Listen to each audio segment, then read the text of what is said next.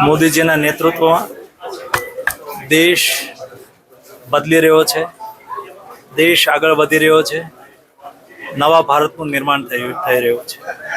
ગુજરાતના ગામડાઓની અંદર એક સમય હતો રોટી કપડાં ને મકાનના નારા લાગતા હતા.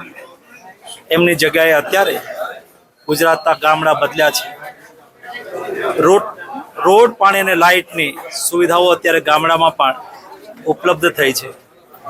મારા લોકસભા મત વિસ્તાર રાજકોટની અંદર આજે ગામડાને જોડતા કેટલાક મહત્વના વિકાસ કાર્યોનો લોકાર્પણ અને ખાતમુહૂર્ત પ્રસંગે જ્યારે મને ઉપસ્થિત રહેવાનો મોકો મળ્યો ત્યારે હું એટલું ચોક્કસ કહીશ કે ગામડાની સુવિધા એ ગામડાનો વિકાસને સુનિશ્ચિત કરે છે. ગામડાની સુવિધા એ ગામડાના માળખાગત વિકાસને મદદરૂપ થાય છે અને એના માટે રાજ્યના મુખ્યમંત્રી ભૂપેન્દ્રભાઈ પટેલ દ્વારા જે પ્રયાસ થઈ રહ્યા છે એમની પણ હું સરાહના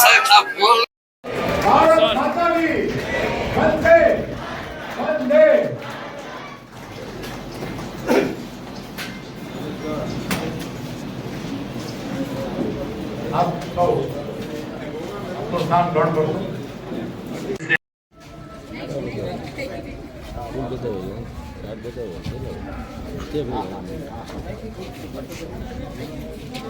બધી જ ટેકાના ભાવે ખરીદી લીધી કે ન ખરીદી લીધી? ટેકાના ભાવથી એક ગાડી લઈને પડીએ, ઘરે સાયકલ લઈને વાડીએ જઈએ તો આપણી તંદુરસ્તી હારી રહે ન રહે? વાડીએ ટુ વ્હીલ ગાડી લઈને જાઓ છો, ટુ વ્હીલ ગાડી વર્ષે 20,000 રૂપિયા નું પેટ્રોલ બાળી દે, 25,000 નું. પીવાના પાણીની પાઇપલાઇન સૌરાષ્ટ્ર, કચ્છ અને ઉત્તર ગુજરાતના 10,000 ગામડામાં આજે આપણે નર્મદાનું પાણી પીએ છીએ.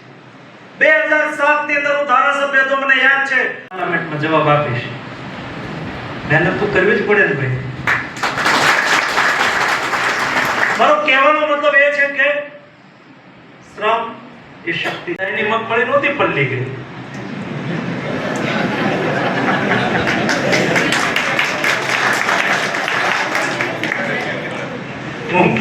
પકડી અને રાજકોટ આવ્યો તો મત આપ્યા છે ને, આવવું પડે ને ભાઈ. એ રાજકોટ થી પ્લેન એક સ્પેશિયલ લાઈન પાછો ગયો પોરબંદર. શું કરે ભાઈ? જેને હજારો વર્ષો સુધી આપણા માવતરને નિભાવ્યા છે, એ વખતે ક્યાં બધા ધંધા હતા ભાઈ? ક્યાં બધા રોજગાર હતા? છતાંય આ ખેતીથી તમે ઇતિહાસની અંદર ક્યાંય કોઈના બારોટના ચોપડે એવું વાંચ્યું છે કે ફલાણાના અતિવૃષ્ટિ થઈ છે, પાકને નુકસાન થયું છે, તો હું કહું કે ભાઈ સરકારે વળતર દેવું જોઈએ, આપશે સરકાર.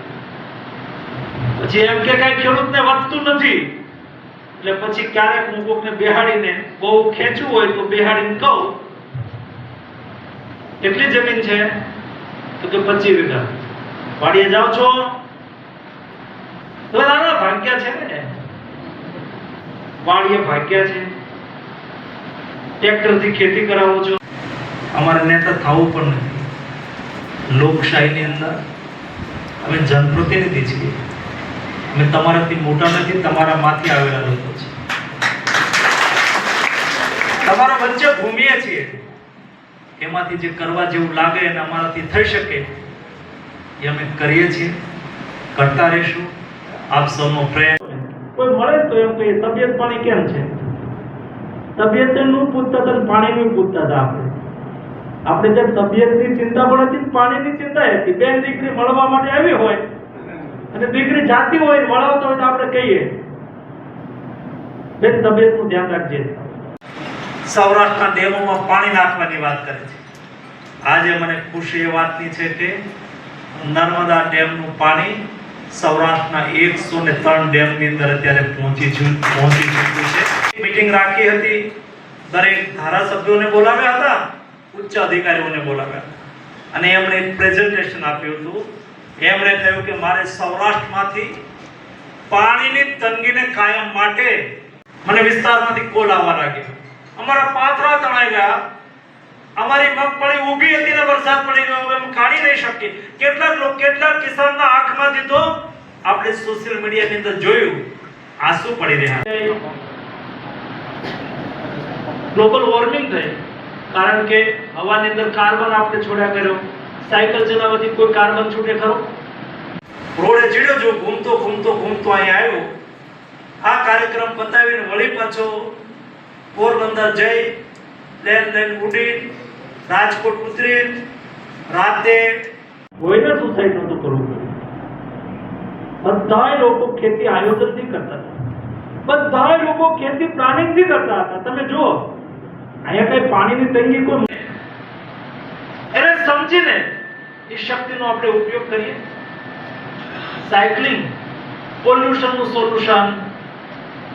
અત્યારે કહીએ છે ગ્લોબલ વોર્મિંગ થઈ ગઈ, બહુ તડકા કે ભાઈ કોની પલ્લી કોની નહીં પલ્લી, કોની મગફળીને નિકાલવાની રહી ગઈ, બધા જ ખેડૂતોને મદદ કરો. મદદ કરી પછી પણ રોડ પાણી ને લાઇટની વ્યવસ્થા ઊભી થઈ. એક ગામ સુધી તમે વિચાર કરો, કલ્પના કરો કે આ નર્મદા ડેમમાંથી પાણી, પરંતુ કુદરતની સામે તો આપણું કઈ ચાલતું નથી. આપણે કુદરતને તો ન રોકી શક્યા, પરંતુ કુદરતે સર્જેલી આપત્તિનું સમાધાન તો સરકાર અવશ્ય શોધી શકે. પેકેજ અને એ પણ કોઈ કાગળ નહીં કરવા, તમારા બધાના એકાઉન્ટની અંદર પૈસા સીધા જમા થઈ ગયા. તો ત્યારે પણ આ વિસ્તારની અંદર આવતો હતો. વીમો પકાવવા માટે થઈને આંદોલન એ આપણો સ્વભાવ બની ગયો હતો. છેલ્લા એક દશકની અંદર આપણે કોઈ આંદોલન કરવું પડ્યું નથી. એના માટે થઈને નર્મદાનું પાણી સૌરાષ્ટ્રમાં 115 ડેમની અંદર મારે છોડવું છે. અને વળતે દિવસે છાપાની અંદર કોમેન્ટો આવતી હતી કે ચૂંટણી આવી છે ને ઉત્તમ કસરત છે, કોઈ તેલની જરૂર પડે ખરી, પેટ્રોલની જરૂર પડે ખરી. હા, હું સમજુ છું તમારે 5-10 કિલોમીટર 15 કિલોમીટર દૂર જવું હોય તો તમે સાયકલ લઈને ન જાઓ. કારણ છે દરેક સમુદાયની સમસ્યાઓને સમજીને એનો નિકાલ થાય. આપણે ગામની અંદર આપણી તંદુરસ્તી સારી રહે કે ના રહે, પછી હું કાર્યાલય આવું પ્લેટ આપણા માટે છે કાર્યોનો ભોજન ગડગડાટ છે એ ભાવ જોઈએ. કાર્યોનો ગડગડાટ છે એ લોકાર્પણ અને શિલાન્યાસ પ્રસંગે આપણા વચ્ચે ઉપસ્થિત આપણા ધારાસભ્ય આદરણીય મહેન્દ્રભાઈ, આદરણીય અલ્પેશ, મારી વાણીને વિરામ આપી